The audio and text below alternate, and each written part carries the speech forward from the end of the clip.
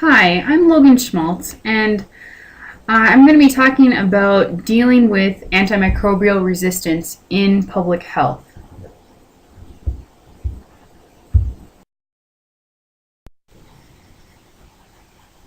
So here's just a little overview of what I'll be talking about in this presentation. I'm just going to go over a little introduction of antimicrobial resistance, how antimicrobial resistance actually develops, some approaches and policies to minimize the spread of the drug resistance, a little bit about surveillance, and also how antimicrobial resistance is a global health issue, and just talk a little bit about the future outlook for public health as far as antimicrobial resistance is concerned.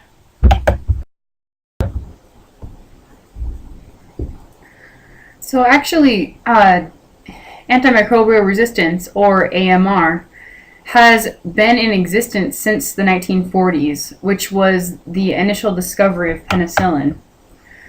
Not only are bacteria resistant to drugs, but also viruses, fungi, and parasites. And unfortunately, in the last 70 years, pathogens have overcome the antibiotic or antimicrobial drugs to some degree. Even the newest drugs, such as vancomycin or methicillin.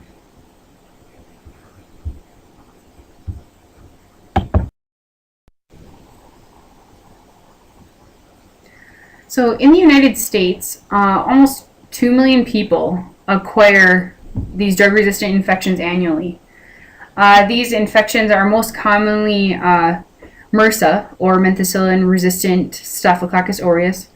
We also have vancomycin-resistant enterococci, and most commonly in nursing homes, we have Clostridium difficile, or C. diff.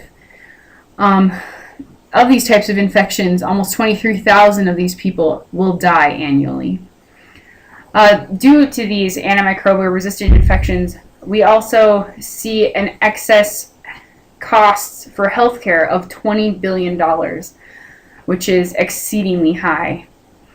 And one of the main reasons we see an explosion of antimicrobial resistance is because almost, or an estimated 50% of prescribed antibiotics are not actually necessary when they're given, especially if a person just has a common cold virus, which cannot be expelled by an antibiotic, or the drugs are not optimally effective, which leaves the pathogen there that has resistance to the drug.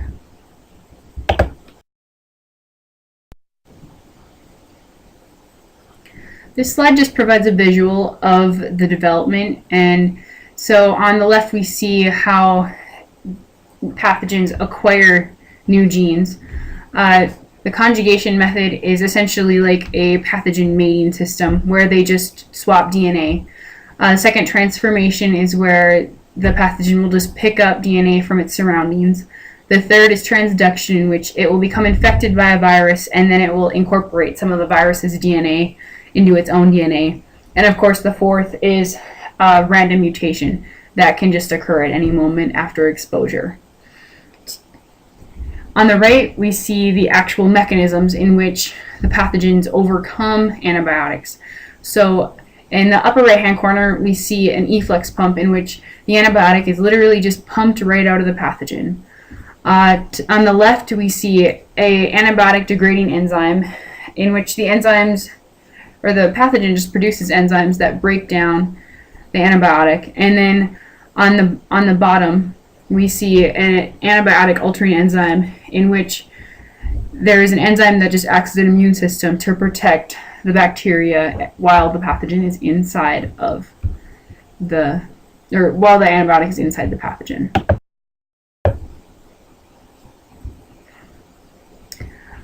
So the CDC lists 4 main ways to minimize the spread of antimicrobial resistance.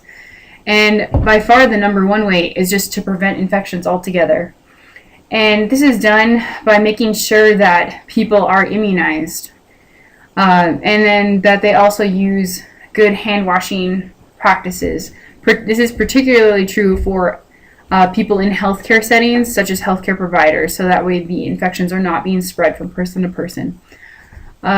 Also, knowing how to safely prepare food is another important way of minimizing this kind of spread, as well as using antibiotics only as directed and only when needed. Another way to minimize the spread is to improve antibiotic prescribing. And this is done primarily at the physician level, and telling the public that it is not always important to have an antibiotic, especially if you're fighting the common cold. Also, the development of new drugs and diagnostic tests is necessary, so that way physicians know better and are more accurate in treating infections. And the fourth way, obviously, is tracking and surveillance.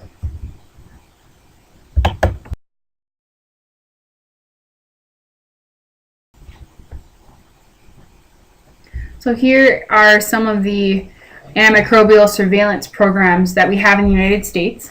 The first one is NARMS, the National Antimicrobial Resistance Monitoring System, which was established by the CDC, FDA, and USDA back in 1995. It primarily monitors trends in antimicrobial resistance in humans, meats, and food animals, and it also distributes information on antimicrobial resistance for interventions. The second program, the Emerging Infections Program, also is what it is it's a compilation of hospitals from 10 different states that provide surveillance within healthcare facilities, as well as follows foodborne diseases. The last two programs are specific to a singular disease.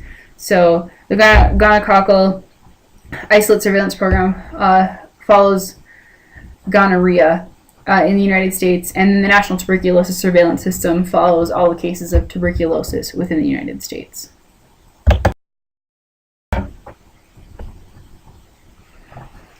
So here are some of the possible policies that could be put into place to combat antimicrobial resistance. We really do need to create some sort of infection control program, especially on the levels of healthcare facilities such as hospitals and nursing homes. And this is possible. The government could provide financial incentives for these facilities to minimize infections. So what they would do is reimburse the facility for having minimal infections, like at a certain level. Also, there are actually current programs in place that require financial penalties if infections, especially in hospital or nosocomial infections, are not minimized. Also, we need to make stricter policies on rational prescription practices, meaning that physicians need to be more careful about when they are prescribing antibiotics, because the overuse of antibiotics is actually driving this drug resistance.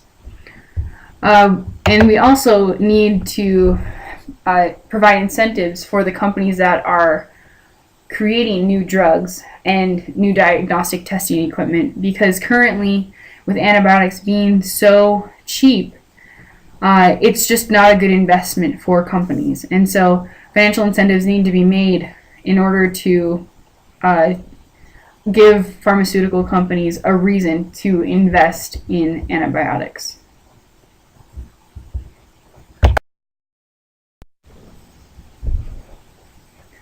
So not only is antimicrobial resistance a problem in the United States, it is a major global health issue. And this is primarily due to the fact that many countries have unregulated access to antimicrobials. And so there are no policies in place for preventing the use of antibiotics. And so many pathogens are being overly exposed to very active antibiotics, and they are overcoming their active ingredients. Also, many underdeveloped countries have random access or sporadic access to antimicrobials. So people being treated for certain types of infections are not able to finish their treatment fully. and this also leads to resistance.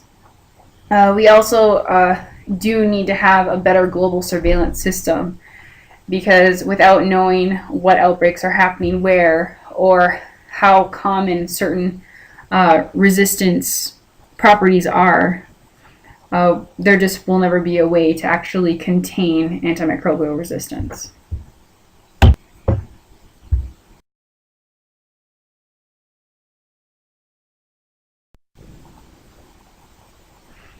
So in the future, something for the public health system to strive for would be to improve national and global antimicrobial resistant surveillance.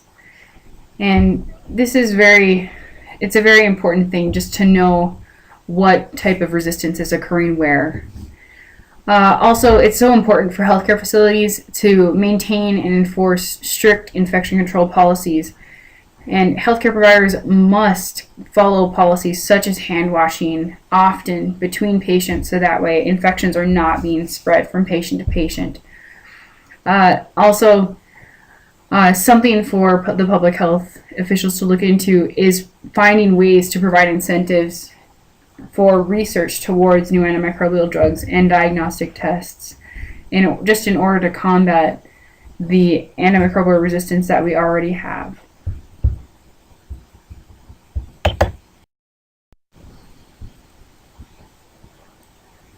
So these next two slides are just the sources that I used, and thank you for listening.